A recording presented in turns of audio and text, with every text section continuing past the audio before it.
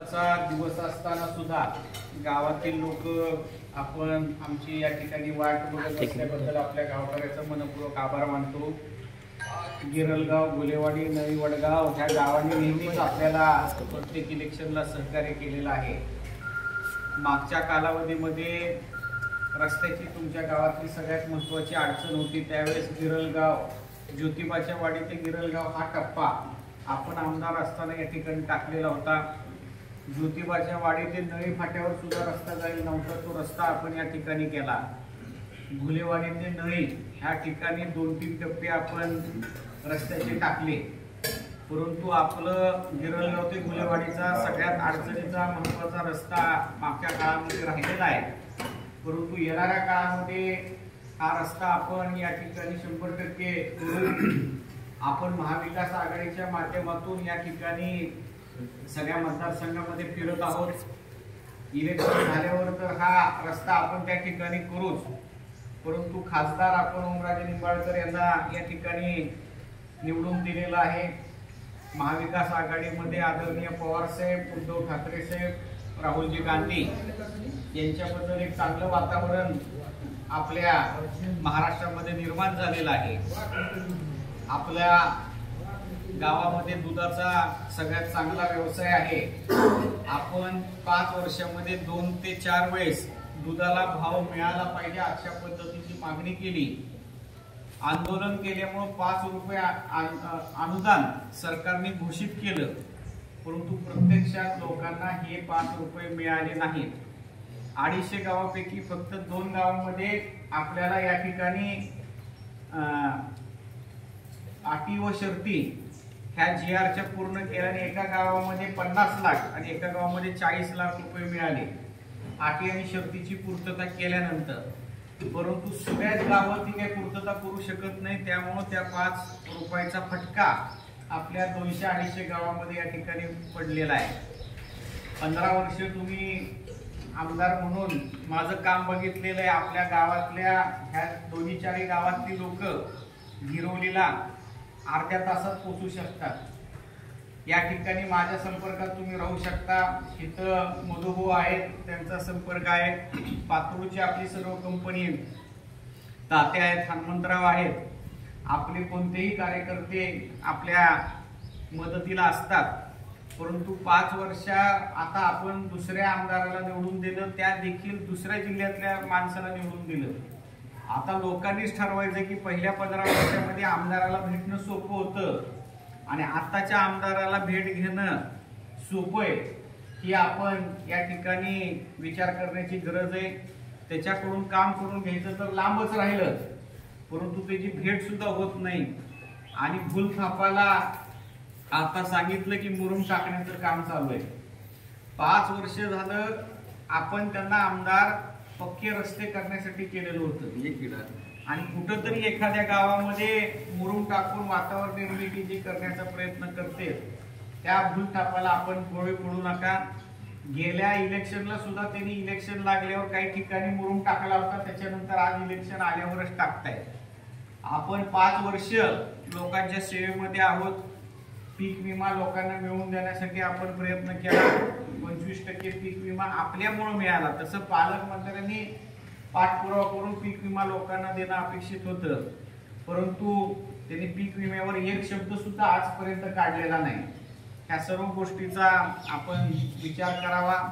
आपल्या भागातले तलाव हे आपण आमदार असताना ही तलाव सर्व खूप कामं पूर्ण झालेली आहेत आणि मतदारसंघातली 10 ते 12 मोठमोठे तलाव आपण पूर्ण केलेले।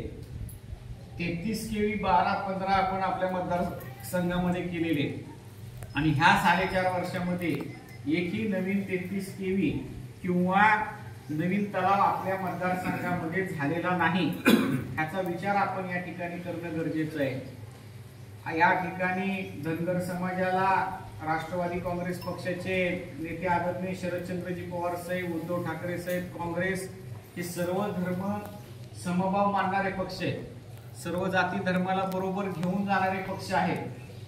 आपला जेवढा मान सन्मान पवार साहेबांना बद्दल आहे, ठाकरे साहेबांबद्दल आहे, तेवढाच मान सन्मान आपला मुंडे साहेबांबद्दल, जानकर साहेबांबद्दल आहे.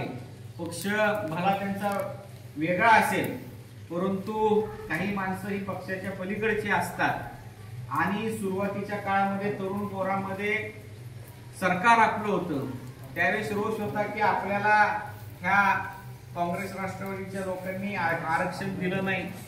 त्यावेळेस फडणवीस साहेबांनी सरकार आल्यावर पहिल्या कॅबिनेटमध्ये आम्ही तुम्हाला आरक्षण देऊ अशा पद्धतीची भूमिका मांडली. परंतु ती भूमिका मांडल्यानंतर आज 10 वर्ष झालं तरी सुद्धा धनगर समाजाला या ठिकाणी आरक्षण मिळालेलं नाही. मी तुम्हाला सांगतो, आमदार असताना आमदाराचं काम काय असतं तर ही आरक्षणाची मागणी अधिवेशनामध्ये करायची. मी ओबीसीची मागणी 2018 साली अधिवेशनामध्ये केली, त्याचे लेखी पुरावे माझ्याकडे आहेत. नुसतं ओबीसी आरक्षण नाही केलं तर मराठा आरक्षणाची सुद्धा मागणी मी अधिवेशनामध्ये केलेली आहे. आणि आपल्या मतदारसंघाचं वैशिष्ट्य असं आहे लोकसभेमध्ये की मराठा समाज असेल, ओबीसी समाज असेल, सगळ्यांनी महाविकास आघाडीला मतदान केले. माझ्या माहितीप्रमाणे तात्या आपला एकमेव जिल्हा असेल की जाती धर्माच्या पलीकडे जाऊन आपण बीजेपीच्या विरोधात शेतकरी विरोधी धोरण म्हणून आपण त्यांच्या विरोधात मतदान केले आणि सर्व जाती धर्मातली लोक आज एकत्रित आपल्या जिल्ह्यामध्ये नाचत आहेत. त्याचं श्रेय आपल्या सर्व ग्रामीण भागातल्या सर्व जाती धर्मातल्या पुढे आहे.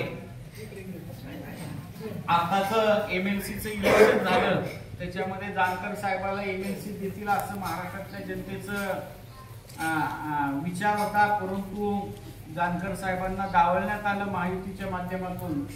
पवार साहेबांनी त्यांना माड्यामध्ये तिकीट डिक्लेअर केलं होतं आणि जानकर साहेबांनी सुद्धा ते स्वीकारलं होतं आणि तिथं जर जानकर साहेब उभा राहिले असते तर नक्कीच निवडून आले असते.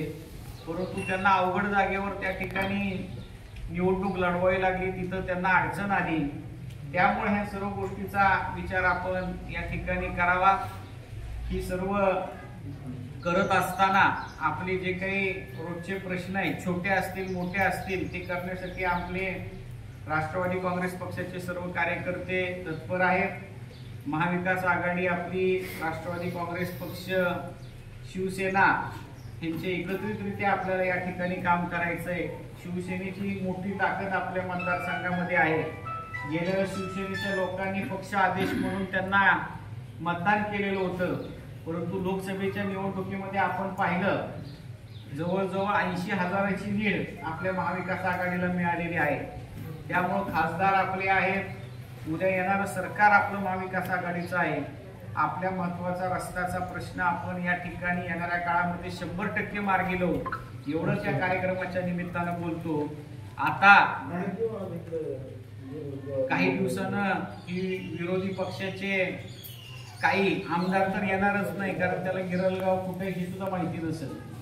मतदान मागायला मी तुमच्याकडे मागच्या इलेक्शनला आले नाहीत, ती मतदान झाल्यावर बी आले नाहीत, ह्या इलेक्शनला मी येणार नाही.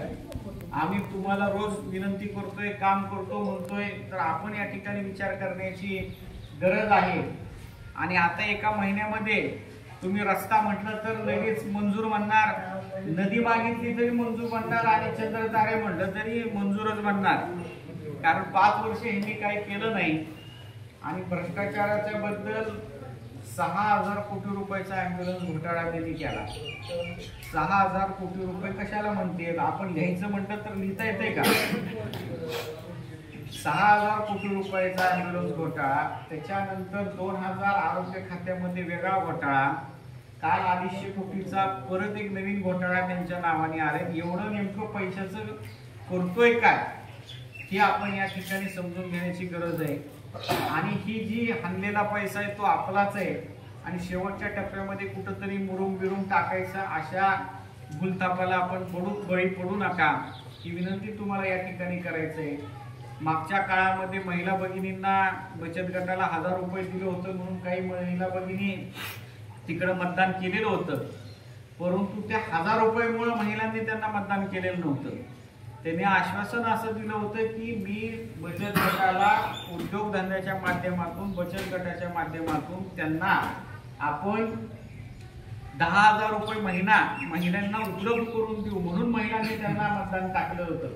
1,000 रुपयासाठी कोणती महिला त्यांना मतदान टाकत नाही. 5 वर्षाचा जर हिशोब केला तर दिवसाला फक्त 50 पैसे सुद्धा येत नाही. 1,000 रुपयाचं आज महिला भगिनी त्या ठिकाणी कसली अडचण येणार नाही. लोकसभेच्या अगोदर सुद्धा त्यांनी महिलांना पैसे दिले होते, परंतु लोकसभेला महिलांनी त्यांना मतदान केलेलं नाही. आणि आता सगळ्यात महत्वाचं, खऱ्या अर्थानं उजनी धरणातलं पाणी आपल्या मतदारसंघामध्ये येणं गरजेचं होतं. आपल्या मतदारसंघातल्या तरुणांना नोकरी मिळणं गरजेचं होतं. आपल्या इथं विजेचे 33 kV होणं गरजेचं होतं. ह्या कुठलंच मोठं गोष्ट आता आपली झालेली नाही. जे खातं त्यांच्याकडे आहे आरोग्य खात्यात, त्याचा सुद्धा दवाखाना 5 वर्षामध्ये एकही पूर्ण झालेला नाही. आज तुम्ही जर आजारी पडल्यानंतर दवाखान्यात गेले तर जुन्या काळामध्ये आपण जे दवाखाने केले होते त्याच दवाखान्यात जावं लागते तुम्हाला. काहींनी केलेलं कोणत्या नवीन दवाखान्याकडे कोण केलंय का? अजून वर्षभर त्यांची कुठली त्या ठिकाणी दवाखाना सुरू होत नाही. कोणती इमारत त्यांनी आजपर्यंत केली नाही. आपण भूमचं तहसील केलं, सेंट्रल बिल्डिंग केलं, तुमच्या कोर्टाची बिल्डिंग केली, DYSPची बिल्डिंग केली, ITIची बिल्डिंग केली, समाज कल्याणची बिल्डिंग केली. भूम तालुक्यातलं फक्त सांगतोय हिनी एक नवीन बिल्डिंग ह्याच्या काळात भूमिपूजन केलंय, बिल्डिंग पूर्ण केली आणि त्यात एखादं ऑफिस सुरू केलेलं तुम्ही दाखवा. आणि सगळ्यात महत्वाचं म्हणजे आता कशातच ह्यांचा मेळ बसत नाही. त्यानंतर त्यांनी लाडकी मुख्यमंत्री लाडकी बहीण योजना या ठिकाणी सुरू केली. ही योजना चांगली आहे, महिलांना 1,500 रुपये मिळाले पाहिजे. परंतु 5 वर्षापासून जर हे महिला भगिनीला पैसे मिळाले असते तर आपण समजू शकलो असतो. आता इलेक्शन 1 महिन्यावर आहे, फक्त 1 महिन्यासाठी इलेक्शन म्हणून ते मदत करणार आहेत. परंतु महाविकास आघाडी पुढचं 5 वर्ष आणि कायमस्वरूपी ह्या महिलांना 1,500च्या ऐवजी 3,000 रुपये महाविकास आघाडीच्या माध्यमातून देणार आहे. हे मी तुम्हाला या कार्यक्रमाच्या निमित्ताने सांगू इच्छितो.